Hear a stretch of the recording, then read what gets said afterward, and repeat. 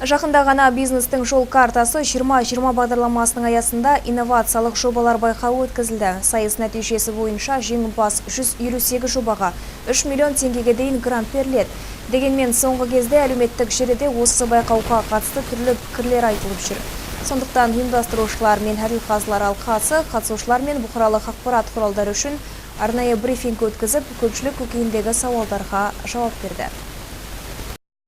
Жастар жылына орайластырған байқауға бюджеттен 324 миллион теңге бөлінген. Облысымыз бойынша 466 өтініш түсті. Комиссия мүшелері 158-ін ғана қаржыландыруға лайық деп тапқан 21 мүгедек жандар. Орта есеппен әр жобаға 2 миллион теңге тиесілі. Бірақ бөлінген бюджет жөніне жұмсала ма? Сауалға себеп байқау нәтижесі жариялағаннан кейінгі әлеуметтік желіні кезген қауесет, әділетсіздік туралы әңгімелер. Көпшілігін алаңдатқаны байқау аяқталғаннан кейін бір аптадан астам уақыт өтсе де толық тізімнің жарияланбауы. Тіпті жеңімпаздарды комиссия мүшелері де білмейтін болып шықты.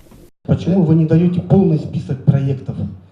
Что за тайна? Как член комиссии даже мы не знаем, кто стал победителем, какие проекты. Мы знаем, за какие проекты мы голосовали, но мы не знаем, кто стал победителем.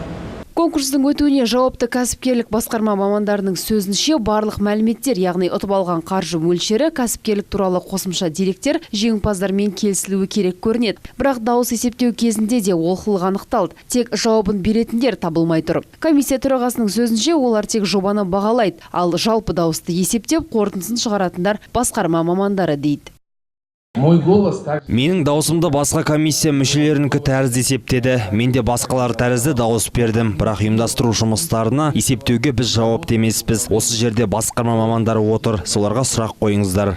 Әр сауал сайын кемшіліктің құлағы көріне берді. Қатысушылардың сөзінше байқаудың өтетіндігінен барлығының бірдей құлағдар болмаған, ал комиссия мүшелері жоба презентациясына бірдей қатыспаған. Түсініктеме берген ұйымдастырушылардың өздері де темірдей тәртіптің болмағанын айтады. Сіздердің наразылықтарыңызға бақта жарияланған мәселелерге қатысты. Қазір біз зерттеу жұмыстарын жүргізіп жатырмыз. Мойындау керек, ұйымдастыру жағынан олқы кеткен тұстары болды. Келесі жолы барлығын ескереміз деген ойдамын.